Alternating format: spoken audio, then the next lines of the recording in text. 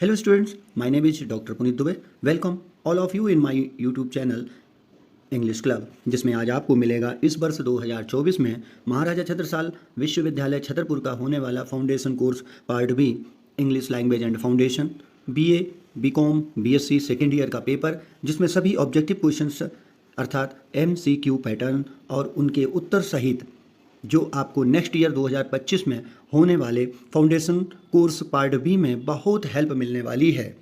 यह पेपर दो पार्ट में डिवाइड किया गया है, पार्ट ए और पार्ट बी। पार्ट ए भाषा एंड संस्कृति, part B English language and foundation. आज आपको पढ़ाने जा रहे हैं ये पार्ट बी का जो English language and foundation course के 50 क्वेश्चन जो आते हैं वो सॉल्व करके आपको दिखाएंगे। दो पेपर होते हैं, इसमें दो पार्ट हैं, दोनों पार्ट में 50-50, 50-50 क्वेश्चन आते हैं। 50-50 आपको हल करने होंगे, यानी टोटल क्वेश्चन आपको 100 करने होंगे। ऑब्जेक्टिव बेस में आते हैं और इसमें कुछ निर्देश भी दिए गए हैं। ये निर्देश आपको पढ़ लेना है, ज़रूरी है आपके लिए, क्योंकि अगर निर्देश बिना पढ़ करके OMR सीट हल की जाती है तो हो सकता है आपको कोई हानि का सामना करना पड़ सकता है। इसलिए इसकी सभी अभी से जानकारी कर लीजिए। So let us start. Part A, Part B, English Language and Foundation. Question number 1. The Daffodil is written by. Daffodil किसने लिखी? Option number A is right. William Wordsworth. Question number 2. The titled word daffodil refers to. ये daffodils होता क्या है? इसका title क्या है? तो इसका आंसर होगा option number D, flower. Next question, William Wordsworth was born in, कहाँ जन्म हुआ था विलियम वर्ड्सवर्थ का? तो option number C is right, England. Next question, the colour of daffodil, daffodil का कलर क्या होता है? Yellow colour. Option number C is right. Next question, where were the daffodil, daffodils कहाँ थे? तो option number C, by the side of lake, यानी झील के किनारे थे। Next question, who is the author of the poem bangle seller, bangle seller के author कौन है, मीन्स पोएटेस या राइटर कौन है? Option number B, Sarojini Naidu. Sarojini Naidu wrote this poem The Bengal Sailor. Okay, The Bengal Sailor. Next question, the poem Bengal Sailor, what is the meaning of delicate? Delicate means easily broken. Option number C is right. Delicate means नाजुक होता है, जो आसानी से टूटा जा सकता है, टूट जाता है। तो option number C is right. Next question, bangles bring, bangles लाते हैं to the women's life, women's की लाइफ में क्या ले आते हैं? ऑप्शन नंबर बी, हैप्पीनेस ले आते हैं। Next question, lustrous means, lustrous means लालसा परक, और यहाँ पर जो इस पोएम में बेंगल सेलर की पोएम में जो लस्ट्रस का मतलब मीन्स दिया गया है शाइनी, चमकदार। तो option number B is right. Next question, the bangle sellers are trying to, bangle sellers क्या प्रयास कर रहे थे? Sell their bangles. Option number C is right, अपने बेंगल्स मीन्स चूड़ियां और कंगन बेच रहे थे। Next question, who was doctor APJ Abdul Kalam, doctor APJ Abdul Kalam कौन थे? तो ये थे 11वें प्रेसिडेंट थे अपने भारत देश के, मीन्स राष्ट्रपति थे 11वें। तो option number B is right. Next question, which of following book is not written by doctor APJ Abdul Kalam, doctor APJ Abdul Kalam के द्वारा कौन सी बुक नहीं लिखी गई? First A, failure to success legendary lives, ये भी इनके द्वारा लिखी गई। यू आर बॉर्न ब्लॉसम, ये भी इनके द्वारा लिखी गई। Next, ignited mind, ignited means होता है ज्वलंत, तो ज्वलंत दिमाग के रूप में इन्होंने लिखी। तो ये तीनों बुक इन्होंने लिखी थी। लास्ट जो आती है ए हाउस फॉर मिस्टर विश्वास, ये लिखी गई है BS नैपॉल के द्वारा। तो केवल यही ऑप्शन सही है, क्योंकि डॉक्टर APJ अब्दुल कलाम ने ये बुक नहीं लिखी। Next question, doctor APJ Abdul Kalam was born, इनका जन्म कब हुआ था? तो 15 अक्टूबर 1931। Option number D is right. Next question, a letter to God was written by, a letter to God ये किसके द्वारा लिखा गया था? तो option number A, GL Fuentes. GL Fuentes पूरा नाम है ग्रेगरियो लोपेस फ्यूंटिस। ग्रेगरियो लोपेस फ्यूंटेस नाम है इनका। नेक्स्ट क्वेश्चन की तरफ बढ़ते हैं। Question number 265, who sent money to Lencho? Lencho के लिए मनी किसने भेजी थी? Post master is right option D. Lencho wrote letter. Next question, Lencho ने किसके लिए पत्र लिखा था? God. Option number A is right, God के लिए लिखा था। Next question, how much money did Lencho ask for? कितने मनी यानी कितने रुपए के लिए उन्होंने लेंचो ने पत्र लिखा था गॉड के लिए? तो 100 पीसोस। ये मैक्सो सिटी है, मैक्सो सिटी में 100 पीसोस मतलब पीसोस नाम है, वहाँ की करेंसी चलती है पीसोस। ओके, जैसे अपने भारत देश में रुपीस चलती है, ऐसे ही मैक्सिको शहर में पीसोस चलते हैं। तो 100 पीसोस के लिए लेंचो ने गॉड के लिए पत्र लिखा था। Next question, where was Aksionov going? Aksionov कहाँ जा रहा था? निजनी फेयर में जा रहा था। तो option number C is right. Next question, what did Aksionov's wife seeing? See क्या देखती है उसकी wife? A dream. Option number A is right. Next question, who wrote God sees the truth but wait? God sees the truth but waits, ये जो book है किसने लिखी थी? तो option number D, Leo Tolstoy ने लिखी थी। Next question, read the following passage and answer the question given below. ये आपके लिए अनसीन पैसेज दिया गया है, और अनसीन पैसेज जो भी आते हैं ये पूरे अनसीन ही होते हैं, मीन्स जो आपके द्वारा ना कभी देखा गया हो और ना कभी पढ़ा गया हो। इससे आपको 5 क्वेश्चन मिलते हैं। इस पैसेज को एक बार अच्छी तरह से वर्ड बाय वर्ड और लाइन बाय लाइन पढ़ लीजिए और समझ लीजिए। इसके बाद एक एक क्वेश्चन पढ़ते जाएंगे और आरंभ से लेकर लास्ट तक पैसेज को समझते हुए उसके उत्तर दीजिए। यह पैसेज ज़्यादा टफ नहीं होता है। अगर थोड़ा भी खुद मेडिटेट कर लेते हो और समझ लेते हो तो आंसर के सारे आंसर्स को आप पॉइंट आउट कर सकते हैं, आसानी से छांट सकते हैं। आपको क्वेश्चन के आंसर छांटने से सबसे सरल तरीका बताऊंगा। सबसे पहले एक बार आप पढ़ लीजिए, when Thomas was 15 he was very intelligent and generous boy. बहुत ही इंटेलिजेंट और जनरस उदार व्यक्ति था, लड़का था। ही स्पेंट, वह स्पेंट मीन्स होता है खर्च करना, बिताना। Day only reading eating and sleeping, other than that he didn't do anything. वह कुछ भी नहीं करता था, बस सिवाय 2-3 चीज़ों के, रीडिंग, ईटिंग और स्लीपिंग, यही किया करता था। When the teachers of his class asked him any question, he would answer it very immediately. जब भी उसके टीचर्स क्लास में कोई भी क्वेश्चन पूछा करते थे, वह आंसर बहुत ही जल्दी दे देता था। He always kept himself away from social activities. But once, when he was going to his school, he saw a very old man begging on the roadside.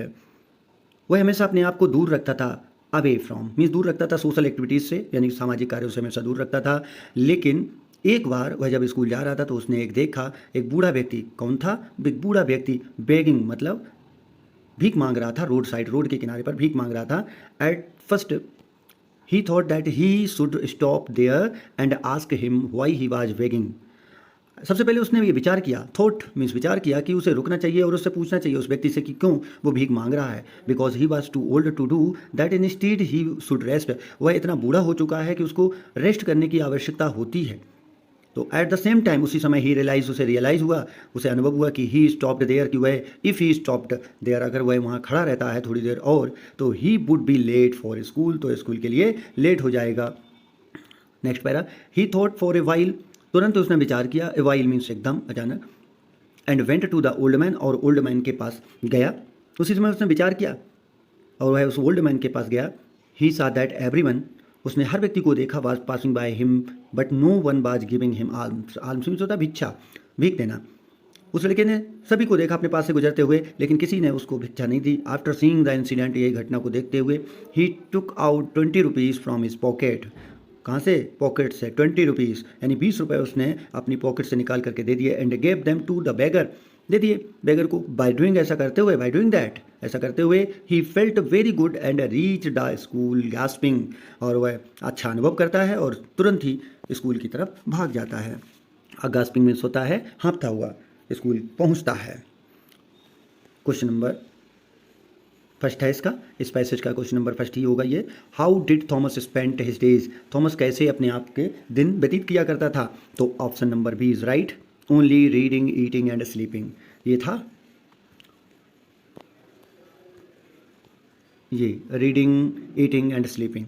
ऐसे ही आपको पॉइंट आउट करने होंगे सभी आंसर के क्वेश्चंस के answer. Who did Thomas see on his way to school, school जाते समय उसने अपने रास्ते पर किसको देखा? A poor man, old man, a poor woman, hermit, old man. Option number C is right. Next question, what did Thomas wanted to ask the old man, old man से क्या जानना चाहता था, क्या पूछना चाहता था? Option number A, the reason for begging, भीख मांगने का कारण, eat healthy food, to beg much as he could, इतनी भीख मांगे जितना वह मांग सकता था, ये ऑप्शन सही है। या फिर to rest instead of begging, begging के बजाय मीन्स भिक्षा मांगने के बजाय उसे रेस्ट करना चाहिए। तो यहाँ पर यूनिवर्सिटी ने की तरफ से ये दो क्वेश्चन दिए गए, इन दो क्वेश्चन, ये क्वेश्चन जो दिया गया इसमें दो ऑप्शन बिल्कुल सही हैं। द रीजन फॉर बेगिंग, क्योंकि यहाँ पर एक सेंटेंस आया था वाई ही वाज बेगिंग, वह क्यों भीख मांग रहा है, तो इसका आंसर ये हो जाएगा द रीजन फॉर बेगिंग, वह लड़का यानी थॉमस जानना चाहता था उसके बेगिंग का रीजन। और नेक्स्ट ये डी नंबर भी ऑप्शन सही हो जाएगा, to rest instead of begging, ये भी देखो to rest instead of begging, instead he should rest, मतलब उसे रेस्ट करने के बजाय रेस्ट करना चाहिए उसे, किसके बजाय? बेगिंग के बजाय। तो ये दोनों ऑप्शन सही हैं, वैसे फर्स्ट नंबर ज़्यादा ऑप्शन क्लियर हो रहा है। Next question, what is the synonyms of gasp, gasp का सिनोनिम वर्ड क्या है, मतलब पर्यायवाची क्या है? तो यहाँ पर ही, ब्रीथ, ब्लो, इनहेल, ब्लो हो जाएगा बहुत तेज़ी से, तो यहाँ पर हाँफता हुआ जाता है वो, तो तेज़ी से हो जाएगा यहाँ पर ये गास्प आया word. Next question, how much money did Thomas give to beggar, beggar को कितना धन देता है, कितना कितना रुपए देता है, कितने मनी मीन्स 20 रुपीज़ देता है, तो यहाँ पर 20 रुपीज़ होगा, यहाँ आएगा he was giving on seeing incident 20 rupees, ये तो option number B is right इसका। Next question, choose the correct meaning of idioms lion share. अब यहाँ पर 5 क्वेश्चन दिए गए थे इस अनसीन पैसेज से। अब नेक्स्ट क्वेश्चन इडियम्स के ऊपर आया है। Lion share, lion share means होता है बहुत बड़ा हिस्सा, तो इसका ऑप्शन होगा B is right, major share. Next question, to cry wolf meaning, to cry wolf meaning का मतलब होता है बिना कारण शोर मचाना, तो लास्ट वाला डी नंबर ऑप्शन सही होगा, to give false alarms. Okay, next question, meaning of idioms, to end in smoke is means हो जाएगा to end in smoke is का मतलब होता है धुएं में समाप्त होना या ऐसा होना जो कभी पूरा नहीं हुआ होता। टू कम टू नथिंग, इसका ऑप्शन ए सही होगा। Which of these is not a punctuation mark, punctuation mark केवल हैशटैग नहीं होता है, ये फुल स्टॉप होता है, कॉमा होता है, कोलोन होता है, इसलिए क्वेश्चन नंबर 79 का डी ऑप्शन सही होगा, क्योंकि ये पंक्चुएशन मार्क नहीं है, वो पूछा गया तो हैशटैग नाम का कोई पंक्चुएशन मार्क नहीं होता है। Question number next, choose the correct statement, comma, comma का करेक्ट स्टेटमेंट सही कहाँ पे है? यहाँ केवल सही होगा, वो भी यहाँ पर ए मेट, ए की जगह यहाँ गलती हो गई है, मिस्टेक है, यहाँ पर आई होना चाहिए, आई, तो यहाँ पर आई मेट ए ब्यूटीफुल, फिर कॉमा यूरोपियन वीमेन, तो ऑप्शन नंबर ए ही सही है। Next question number 81, choose the miss spelt, इसमें आपको मिस स्पेल्ट दिखाना पड़ेगी, मैंने ऑप्शन में मिस स्पेल्ट है डी ऑप्शन नंबर रिटन, इसमें अगर सही स्पेलिंग होती है WRITTEN, यहाँ पर ये मिस्टेक है तो मिस स्पेल्ट हो गई। Find the miss spelt word, इसमें भी मिस स्पेल्ट वर्ड, रेडियांट दीप्तमान होता है, ये स्पेलिंग सही है। सैलियांट प्रमुख होता है, मुख्य होता है, ये भी स्पेलिंग सही। वैलियांट मिस बहादुर, ये भी सही है, और ब्रिलियंट बुद्धिमान, ये भी चारों सही है। फिर ये मिस स्पेल्ट है ही नहीं कोई, तो अगर ऐसा होता है कि ऑप्शन सारे सही होते हैं या ऑप्शन सारे गलत होते हैं, जो ऑप्शन दिए होते हैं 4 उनमें से एक भी सही नहीं होता है क्वेश्चन के अकॉर्डिंग, तो उसमें उसके बदले में आपको 1 नंबर जरूर मिलेगा।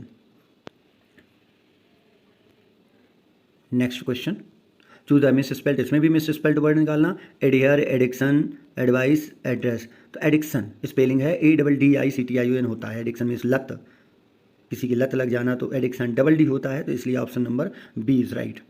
Next question, neither he dot dot his friend is good, तो यहाँ पर नॉर आएगा, नाइदर के साथ में सेंटेंस नेक्स्ट जो जोड़ते हैं, क्लास जो जोड़ा जाता है उसमें नॉर आता है, तो C option is right. Rahul, Suraj are going to Kolkata, तो यहाँ पर ऑप्शन नंबर बी हो जाएगा सही, and Rahul and Suraj are going to Kolkata. Next question, identify the conjunction, इसमें कंजंक्शन पूछा गया है। कंजंक्शन, कंजंक्शन सहयोग या सहजोड़ भी होता है, किसी सेंटेंस को जोड़ना या किसी सेंटेंस को योग बनाना। इन द फॉलोइंग सेंटेंस, इस सेंटेंस में फॉलोइंग सेंटेंस में कंजंक्शन कहाँ पर यूज किया गया? Few activities are so important at so easily ignored, so ये वाला सो आएगा, option number C is right. Rewrite the following jumbled sentence to make them meaningful, rewrite करना है, ये कौन सा सेंटेंस सही है, the teacher a is a favourite of all Rahul, तो पहला ऑप्शन है Rahul is a favourite of all the teachers. Next option Rahul the teacher is favourite of all, ये गलत। All the teachers is favourite of Rahul, no. Rahul is favourite of all teachers, Rahul is favourite of all teachers, Rahul is a favourite of all teachers, और इसमें है Rahul is, तो ए नहीं आ रहा है, इसमें ए आ रहा है, तो यही ए वाला ऑप्शन, ये ए आ रहा है, उसमें नहीं आ रहा है डी वाले ऑप्शन में, तो A option is right, Rahul is a favourite of all the teachers. Okay, next question, morning, do every what you, इसका भी रीअरेंज द सेंटेंस, सेंटेंस को बनाना है। What do you every morning, do you do every morning, what do you do every morning, और every morning what you do. Option number C is right, what do you do every morning. Okay, next question, a formal letter should be to have the desired effect on the recipient. Option number all of these. Recipient means होता है प्राप्त करने वाला, प्राप्तकर्ता, तो इसमें पूछा गया फॉर्मल लेटर से जो लिखे जाते हैं वो रिसिपिएंट, प्राप्तकर्ता के ऊपर क्या प्रभाव पड़ता है, तो ऑप्शन नंबर ये in a proper format, grammatically correct, relevant, उचित होना चाहिए, ऑल ऑफ दीज, तो option number D is right for this question, all of these, ये चारों मीन्स से तीनों हो जाएंगे ऑप्शन बिल्कुल सही। Next question, which part of the letter consist of the writer's address, means कौन सा लेटर का पार्ट राइटर के एड्रेस को शामिल करता है, तो option number C is right, heading, heading में। नेक्स्ट क्वेश्चन, सॉल्यूशन, सैल्यूटेशन होना चाहिए, सॉल्यूशन लिखा हुआ है, सैल्यूटेशन, जैसे LUTATION होता है, इसका मीन्स हो जाएगा greeting a person, greeting a person, किसी व्यक्ति के लिए ग्रीट करना, उसका सम्माननीय कुछ शब्द के रूप में यूज करना, वो सैल्यूटेशन होता है। Next question, what is the correct way to write the subscription in the formal letter. Formal letter में राइटर का ऐसा कौन सा तरीका है जो बिल्कुल क्लियर, या मीन्स फॉर्मल लेटर में अभिवादन या हस्ताक्षर जो करते हैं, लिखते हैं या अभिवादन लिखते हैं, उसको लिखने का कौन सा अच्छा तरीका है लास्ट में, तो ऑप्शन नंबर आपका A is right, your truly is correct. Next question, subject of the letter to the editor should be, कौन सा होना चाहिए, option number C is right, brief and relevant होना चाहिए, ब्रीफ यानी संक्षिप्त में, और रेलेवेंट में उचित होना चाहिए। Next question, advertising is affected by dot dot forces, तो एडवर्टाइजिंग किस चीज़ को अफेक्ट करता है, economic, social, technological, all of these, it is a right option D is all, all the above means economics, social and technology.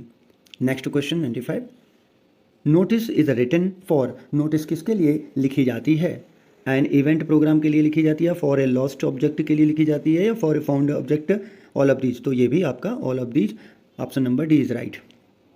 Next question, what is the full form of IPA, IPA की full form क्या है, ये आपके language में आते हैं question, linguistic language में।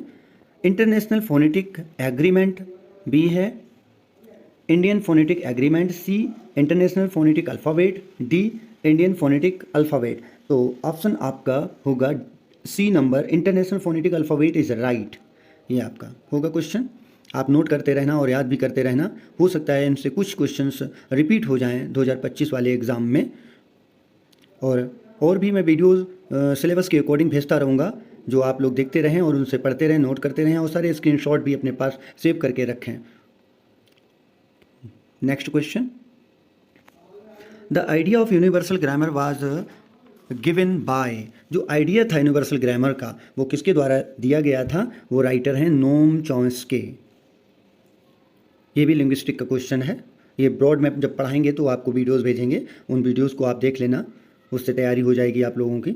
Next question, what is intonation, intonation क्या है, intonation means the pattern of pitch and stress in a verbal sentence.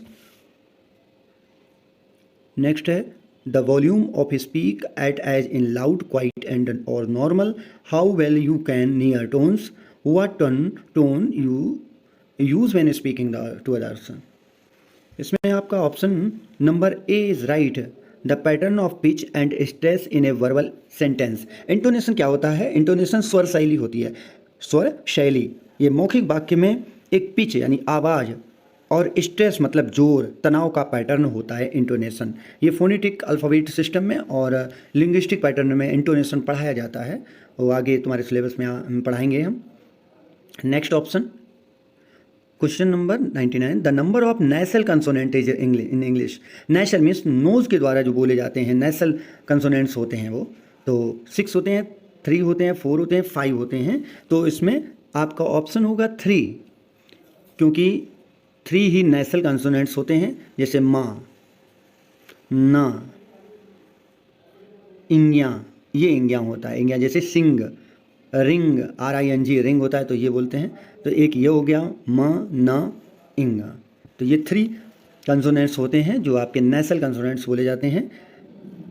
Next question, what does the sign, ये साइन का मतलब क्या होता है? रिप्रेजेंट, ये स्लैश का यूज होता है। जैसे अभी मैंने आपको ये 3 ऑप्शन नंबर बी बताया था इस क्वेश्चन का, नेसल कंसोनेंट्स, तो माँ बोला था, माँ को स्लैश के अंदर, ना होता है इसको स्लैश के अंदर, इंग्या होता है इसको भी स्लैश के अंदर। तो जितने भी जैसे का है